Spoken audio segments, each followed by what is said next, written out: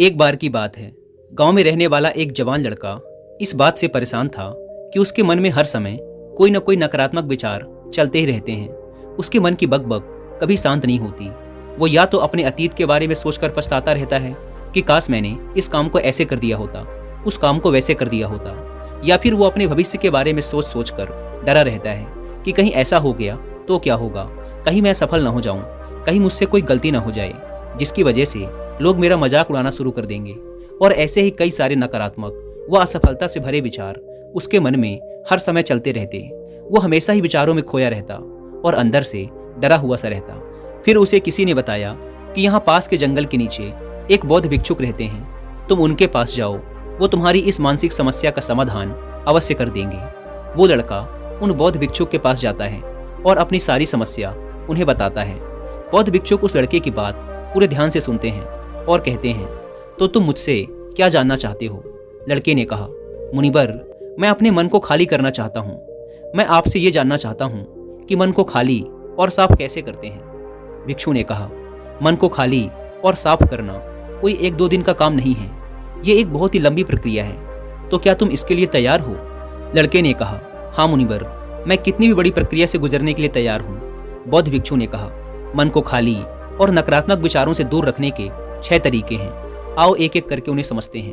मन को नकारात्मक विचारों से दूर करने का पहला तरीका है, ऐसे लोगों का साथ छोड़ दो जो हमेशा तुम्हें कमजोर, पिछड़ा हुआ, लक्ष्यहीन और गरिमा रहित इंसान महसूस करवाएं। अक्सर हमारे आसपास कुछ ऐसे लोग भी होते हैं जो शायद पद और धन में थोड़ा ऊपर होते हैं, लेकिन वो अपने इसी पद और धन के घमंड में अपने से थोड़े नीचे के स्तर के लोगों को कुछ भी नहीं समझते। वो हमेशा ही अपने से छोटे लोगों को यह महसूस करवाते हैं कि वो कितने छोटे हैं और वो जीवन में कुछ भी बड़ा हासिल करने में सक्षम नहीं है। इसके अलावा कई बार हमारे कुछ मित्र और परिवार के सदस्य भी ऐसे होते हैं जो अक्सर हमें छोटा महसूस करवाते हैं, हमें नीचा दिखाने की कोशिश करते हैं, लोगों के सामने हमारा मजाक बनाते हैं। तो ऐसे लोगों से जितना हो सके दूर रहो, क्योंकि ये ऐसे लोग होते हैं जो तुम्हारी नज़रों में तुम्हारी गरिमा को नष्ट कर तुम्हें लक्ष्यहीन बना देंगे। तुम्हें खुद की काबिलियत पर संदेह होना शुरू हो जाएगा। तुम्हारे अंदर खुद के प्रति और दुनिया के प्रति नकारात्मक भावना आनी शुरू हो जाएगी और ये नकारात्मक विचार तुम्हें मानसिक तनाव और चिंता की तरफ ले जाएंगे। दूसरा, बहुत ही कम और चुनिंदा लोगों को ही अपना मित्र बनाओ। ऐसे लोगों को ही अपना मित्र बनाओ जिनसे तुम कुछ सीख सकते हो, जिनकी तुम इज्जत कर सकते हो, जो तुम्हारी भावनाओं को समझे, जिनकी सोच तुमसे मेल खाती हो, जो जीवन में आगे बढ़ने में तुम्हारी सहायता करें। हमारे जीवन और चरित्र में हमारे माँ बाप के बाद हमारे मित्रों का ही सबसे ज़्यादा प्रभाव होता है। इसीलिए मित्रों का सही होना बहुत आवश्यक है। ऐसा कहा भी जाता है कि तुम उन 5 लोगों के औसत हो जिनके साथ तुम अपना सबसे ज़्यादा वक्त बिताते हो। अगर तुम्हारे आसपास के 5 लोग जिनके साथ तुम अपना सबसे ज़्यादा वक्त बिताते हो ईमानदार हैं, तो धीरे धीरे तुम भी ईमानदार होना शुरू कर दोगे। अगर वो 5 अमीर हैं तो तुम भी अमीर बनना शुरू कर दोगे। संक्षिप्त में, तुम वही बनते हो जैसे लोगों के साथ तुम अपना सबसे ज़्यादा वक्त बिताते हो। किसी महान दार्शनिक ने भी कहा है कि तुम मुझे किसी भी इंसान के मित्रों से मिलवा दो, मैं उसके मित्रों को देखकर उस इंसान का भविष्य बता दूंगा। हमारी सबसे बड़ी समस्या ये है कि हम लोगों को ना नहीं बोल पाते। हम ऐसे लोगों से भी ना नहीं बोल पाते जिन्हें हम अपनी ज़िंदगी में नहीं चाहते, और फिर हम ना चाहते हुए भी इन नकारात्मक लोगों के साथ अपना वक्त बिताते रहते हैं। इसीलिए हमें सबसे पहले उन लोगों को अपनी ज़िंदगी से ना बोलना है जिनके लिए हमें लगता है कि अगर ये हमारी ज़िंदगी में ना हो तो शायद हम ज़्यादा खुश रहेंगे। मन को खाली करने का तीसरा तरीका है, वर्तमान में जियो। भिक्षुक ने लड़के की तरफ इशारा करते हुए कहा, तुम अपना अतीत नहीं बदल सकते, लेकिन तुम अपना वर्तमान अवश्य बदल सकते हो। इसलिए पूरी तरह से वर्तमान में रहते हुए उन चीज़ों और कामों पर ध्यान दो जो तुम्हारे नियंत्रण में हैं, जिन्हें तुम आज कर सकते हो, जिन्हें तुम आज बदल सकते हो। मेरी एक बात हमेशा याद रखना, केवल वर्तमान में रहकर ही भविष्य को संवारा जा सकता है, इसलिए वर्तमान में जीने की आदत डालो। बौद्ध भिक्षुक ने कहा, चौथा, स्वस्थ और पौष्टिक खाना खाओ।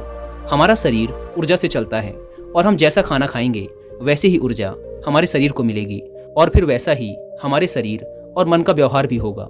अगर तुम कोई ऐसा भोजन ग्रहण करते हो जिसमें खुद कोई जीवंतता नहीं है, जैसे कि मांसाहार, तो तुम्हारी मन स्थिति पर भी इसका विपरीत प्रभाव पड़ता है। साथ ही अगर शरीर ही स्वस्थ नहीं है तो हमारा मन भी प्रसन्न नहीं रह सकता। जब शरीर अस्वस्थ और कमजोर होता है तो मन में बहुत से नकारात्मक और हीनता के विचार आते हैं। कहा भी जाता है कि स्वस्थ शरीर में ही स्वस्थ मस्तिष्क का निवास होता है। इसलिए शरीर को स्वस्थ और मजबूत रखना हमारी जिम्मेदारी है। बौद्ध भिक्षुक ने आगे कहा, 5वां, रोज अकेले में ध्यान करो। ध्यान किसी के साथ नहीं, हमेशा अकेले ही करो। ध्यान करने का सबसे उपयुक्त समय सुबह या फिर रात में सोने से पहले होता है, लेकिन अगर तुम्हें आसानी से ध्यान में गहरा जाना है तो रात का समय सबसे उपयुक्त होता है। रात में सोने से पहले ध्यान करने से नींद में भी सुधार होता है और गहरी नींद आती है। ध्यान करने के लिए तुम अपनी सांसों पर ध्यान केंद्रित कर सकते हो या फिर अपने मन में उठने वाले विचारों पर भी ध्यान दिया जा सकता है।